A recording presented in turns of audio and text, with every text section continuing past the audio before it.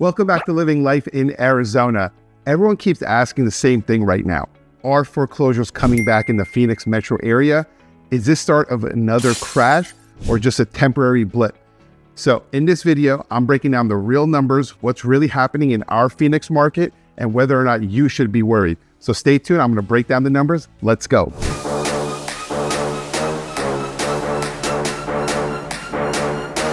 But before we start, I'm Shant Janessian. Missing today is my wife, Betty Janessian. We are a husband and wife real estate team here in the Phoenix metro area. So if you're looking to relocate here to the Phoenix metro area, or if you're local and you're looking to buy or sell real estate, reach out to us. We would love to help you out. All our information is below. You could call, text, or send us an email. We would love to help you guys out. And please subscribe to our channel. Thank you. All right, let's get started. So is the housing market here in the Phoenix metro area doomed for the foreclosure crisis like we had in 2009? I'm going to answer that here in a little bit for you guys and give you guys some stats and data to back it up. And I'm going to show you a chart of where we're at currently with foreclosures pending. So I'm going to show you guys that. But before we do, I'm going to go over a couple of stats, what's going on in the market today, a couple of key indicators as well, and then we'll go over the foreclosure information. Obviously, there's a lot happening with our market. It is April 15th, 2025. Things are moving kind of fast with everything going on in the world, the political world, all that stuff, tariffs, interest rates, all that fun stuff, right? We're not going to get into that. Tariffs and interest rates today. I kind of want to wait to see what happens a little bit more before we tackle that with you guys. But let's start with what's happening in the market today. And let me get my pen out. Okay, perfect. So right now, let's look at active listings. Right now, we're at 29,930. So basically about 30,000 active listings, up from last month. And pending listings, listings under contract. So we're up 9,300. Compared to 2 years ago, we're down from 9,914. But we also had 17,000 listings. So it was a lot more active. That was like towards the end of that COVID run we were having, I believe. So obviously, when we start seeing May, June, July, the 2 year prior mark is going to start looking a little bit different. Let's see. Days on market, again, we're at 78. Not too bad. We were at 79 last month. So again, nothing happening too crazy there. Average sales to list price, we're still at the 97.68%. Again, if you guys seen previous videos about market updates, that means if a house lists at $100,000, it's more than likely on average going to sell at $97,680. Okay? Not unless you hire the right agent. So again, guys, as I'm going through this stuff and you guys want a little bit more clarification, feel free to leave a comment or reach out to us. Some of you guys have about certain data points for your area. Reach out to us, shoot us an email. We'll love to help you guys out there. Crawford Market Index, we're going to talk about that, but that's where it's at 78. We're going to talk about that right now. Okay, clear all drawings. Okay, let's keep going on, seeing what's happening today. So this is the Crawford Market Index. So between 90 and 110 is a balanced market. And anything over 110 is a seller's market. Anything below 90 is a buyer's market. So as we could see here, Gilbert and up. Let me get my pen back. I don't know why it keeps disappearing.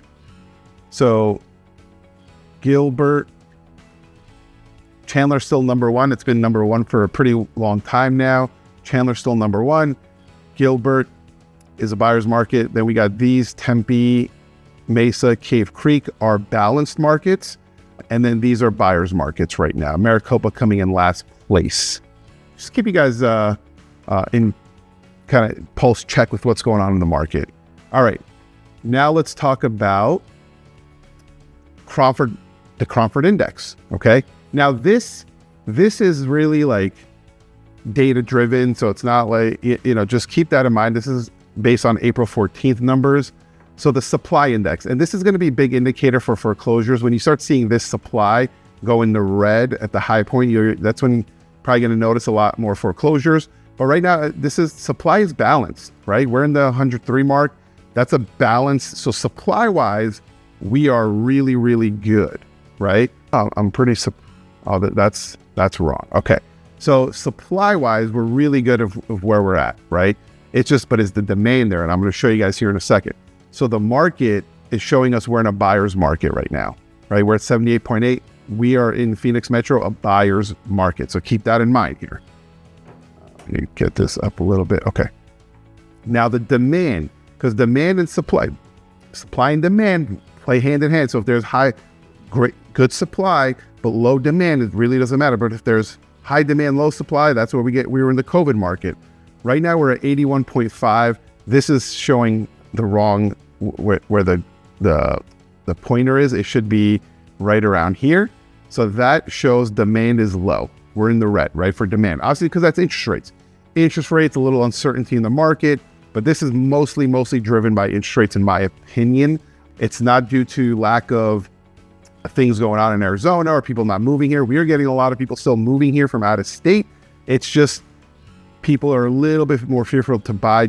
Not even fearful, just the rates are just a bit too high. So hopefully those start coming down. We've seen some movement, right? We've seen a big jump down, then we saw it go back up a little bit.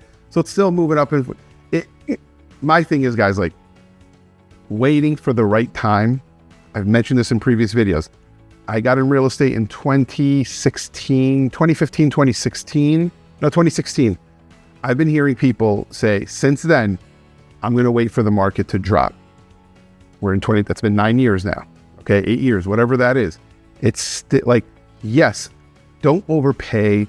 Don't just buy because everyone else is buying. That's not what this is about. But make sure, don't wait for the perfect unicorn, right? Because we're not experts. Actually, when I say we're not experts, like, we don't know what's happening in the global markets, how that's going to affect local markets, right?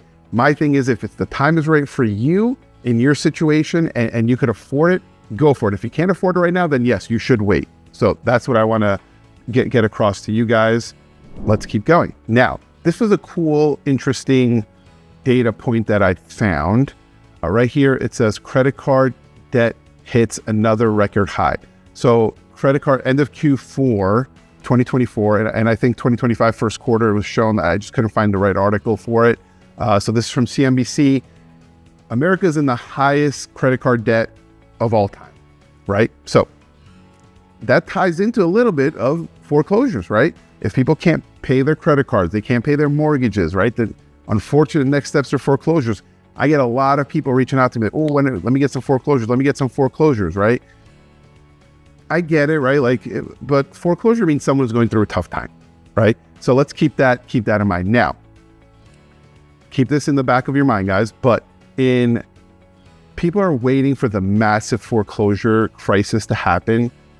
So these are from the stats that I looked at, right? And I did some research. So if I'm wrong, please comment on it. I am definitely open to be fact checked here. But in 2009, Maricopa County had over 112,000 foreclosures. Let me say that again. 2009, Maricopa County had 112,000 foreclosures. In 2024, from my research, I saw that there was 338 homes foreclosed on in Maricopa County, right? That's a big, guys, like, we are way far from a total, crisis like 2009, right? Not saying that's the only time to buy if there's a big crisis, but I know a lot of people have been waiting for it. I get hit up all the time from my friends, clients, people just saying, hey, send me all the foreclosures. I'm like, there's really not that. There are some, but it's not as prevalent as 2009. So let's keep going. Okay. So this is foreclosure activity as of 2025 by state. So this is how many foreclosures in one out of how many households. Okay. Let me see. Let's go down. So this is the map. As you can see, the number one, let me get my pen. Okay. So the number one is Delaware, right? Number two, Nevada. One in every 430 homes are on foreclosure status. Then Utah, then California is a big one. Florida, one in 3,620. So where does Arizona rank? So let's go down. Let's scroll down. So we are, let me show you guys, number 20. One in 4,600 homes. So again, we're right in the middle. Like we're not top 10, top 15, we're top 20, right? Not a great number to be, but it's not super high. It's just kind of median, right? No, not median, but it's a little higher than you'd want it to be, but it's not aggressive, right? We're 4,600, right? Things could turn another way. We're in the 5,000s and we're top 25, right? Again, but there's something to look at, right? If it's creeping up, this is something to look at. Where are we ranking across other states? I think it's very interesting. Again, this video is not going to be long, guys, but I want to show you guys now foreclosures pending, okay? So a pending foreclosure, it means it's a notice of trustee sale has been filed and it is still outstanding. A notice of trustee sale can be closed by an auction taking place, creating a trustee deed, or it may be canceled if the borrower makes good on the debts, either by catching up with their mortgage payments or by selling the house using the proceeds to repay the mortgage either in full or with an agreed short sale, right? So these are prior to foreclosures happening, but these are like people who have kind of missed their payments and have a notice of trustee sale out to them, right? And then I'm gonna post some up here in a second, but let's look at this. So right now, 2025 is the one here in the pink, and 2020 is the brown one, and obviously 2024 is this light blue. So as you can see, 2024 just kind of, solid. 2020, we were in the 1800s, right, mark per month. But as you could see, like once the COVID hit, it kind of dropped because obviously they stopped it, right? There was a lot of forbearance. So here right now, we're at 1,400 as of April. Again, it's creeping up, but it's not like a sharp trajectory, right? So are we in for like a crisis? I don't see it, right? Is it trending up? Yes. But are we like, oh my God, crisis level? No, right? So right now, as you can see, we have currently just over 1,400 pending foreclosures. These are pending, they're not foreclosures, right? And it says, so this is from the Cromford report. I'm reading that right down here. So as you can see, we are currently just over 1,400 pending foreclosures in Maricopa County, up almost 50% from this week last year, right? So that's a big jump. While it's not a problem in itself, the trend is concerning. And if the count continues to rise at this pace several months, it would start to get more ominous. So yes, if we're dealt 50% increase week over week, yes, that's going to be rough. So it's something we'll monitor, and I'll keep you guys posted if I see things change. But this hopefully gets you some visibility.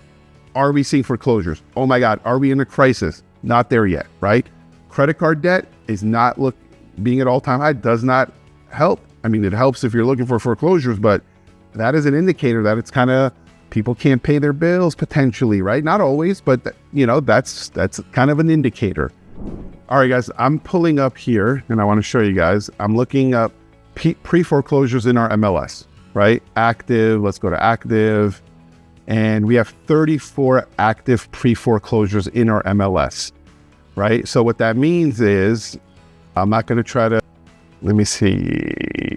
So as you can see, guys, just so like you could see for this property, just so you guys can see what it looks like in the trustee sale, there's an auction date. Where's the location? Courthouse. Mortgage amount is $198. So they have till May 8th on the auction date to get this property potentially sold. So that's something to keep an eye out. Now, let's look at short sales. Right, we have 121. Lender to own, if we add those, we're at 169. Right, or auction, if we add all those with pre-foreclosures, right, we're at 203 properties in our MLS. So if you guys want a list of this, guys, if you're see, some of these are listed at like $1, right? So you could auction it. Guys, if you guys are interested in this list of properties, and there's some good ones in here, guys, like good stuff, reach out to us, shoot us an email, text, call, and we can get this list over to you and how we could help.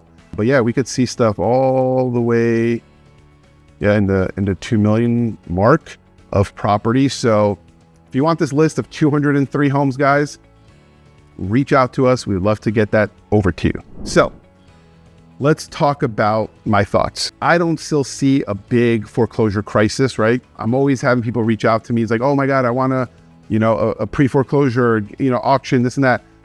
You could find decent deals sometimes, right? But it's not like people in 2009 think like, oh, they're just going to go, throw a dart at the wall and boom, they could get a great deal, right? So if it's something that's interested in you guys, that you guys are like, hey, I want a little bit more information about pre-foreclosures, foreclosures, notice of defaults, reach out to us, guys. All our information is below. We would love to help you guys out. I'd love to help you transition to Arizona, a smooth one. And if you are looking to buy or sell here, we'd love to help you guys out. Again, please subscribe to our channel, and we'll see you guys next time. Leave a comment what you guys think was happening to the market. I'd love to hear that. But again, I'll see you guys next time, and I'll keep you guys posted as I see more data coming out. Bye.